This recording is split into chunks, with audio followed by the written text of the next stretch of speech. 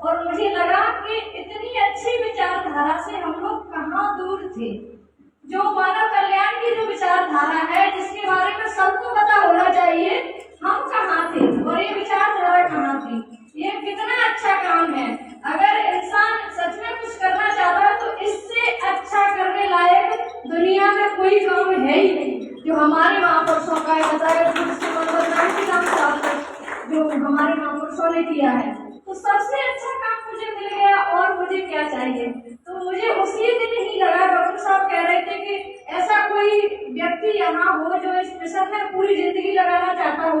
मेरा मन तो उसी समय किया कि मैं खड़े होकर बताऊं कि मैं इस काम को करना चाहती हूँ। लेकिन मुझे लगा कि अभी मुझे देखना चाहिए, मुझे जानकारी नहीं है कैसा क्या ये सिस्टम है, इसमें कैसे लोग होते हैं। तो मैंने उस समय कुछ नहीं बोला। फिर दूसरा, उसी के बाद में साहब का कार्यक्रम ग्वालियर में हुआ, आवासीय था।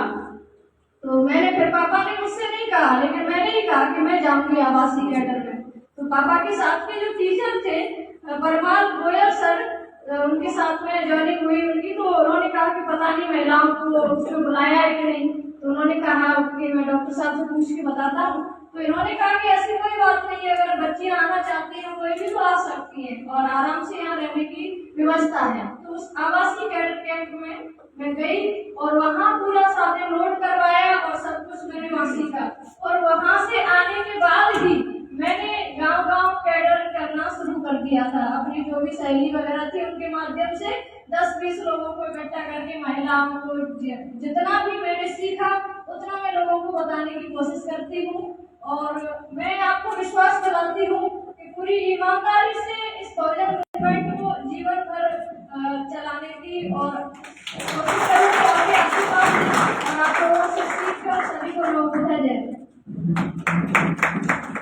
अब ये छोटा भाई राहुल है, आश्चर्य की बात है, इकलौता बेटा कोई देता है, मजदूर नहीं देता। इनके पास तो जमींदार है, अच्छा पढ़ा लिखा है, लेकिन पिताजी कहते हैं कि मेरी इच्छा थी कांसीराम साहब के साथ काम करने की, पर मैं तो नहीं कर पाया क्योंकि मैं शादी से हो गया था, मेरे 2-3 बच्चे हो गए थे। लेकिन जिस काम से मैं चूक गया हूँ, मेरा बेटा नहीं चूकना चाहिए। और उन्होंने जब शब्द कहे थे, मैं तो कहा चाहता हूँ कि तथागत की अनुकंपा हो और वो पूरा हो जाए। कहते हैं कि बेटा, या तो मैं इतना प्रभावित कांसीराम के कैडर से हुआ था या उसके बाद तेरी बात से हुआ हूँ, इसलिए मैं तुझे अपने जीवन का अनुभव बेटा आपको देता हूँ। तो इस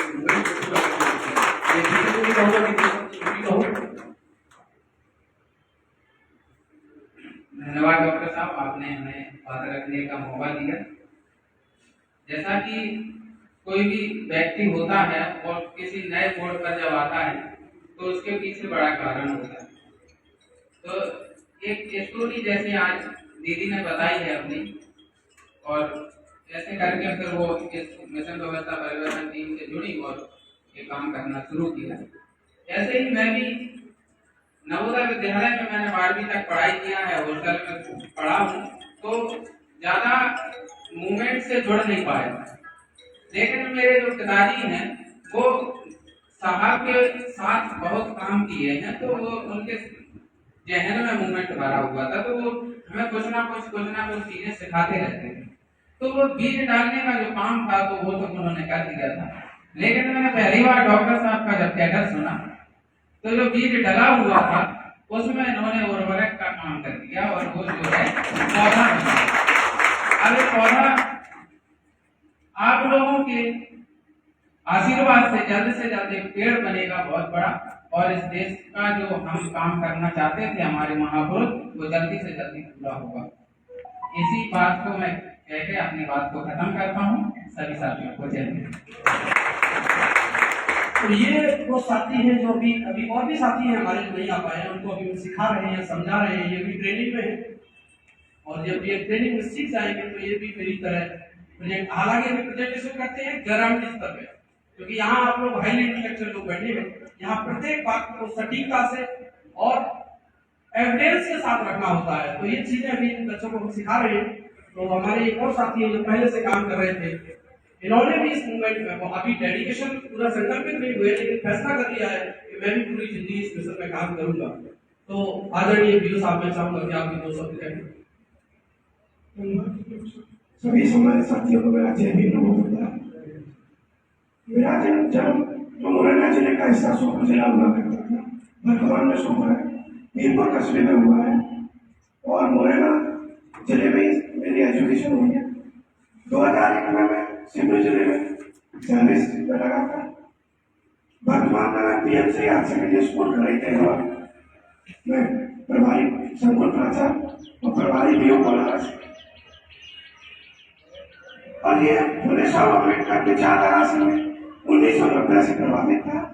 1990 से मुरैना जिले में काफी प्रोग्राम हुआ करते थे। हम प्रोग्रामों में जाते थे, हमारे घर वाले सभी जाते थे। उस समय थे हमने प्रोग्राम देखे थे और 1996 में मैंने फैसला लिया था कि आजीवन अविवाहित रहकर फुले साहब अम्बेडकर साहब कांशीराम जी की विचारधारा आगे बढ़ाएंगे। उस समय छोटे छोटे टोला मजरा बुरवा और उन्हीं में जाते हैं, स्टूडेंटों को भी समझाते हैं और पढ़ाई के माध्यम से भी कोर्स वो हम कर रहे हैं तो लगातार आजीवन करते रहे। जय हिंद। बहुत बहुत धन्यवाद। मैंने ये इसलिए बताया कि अभी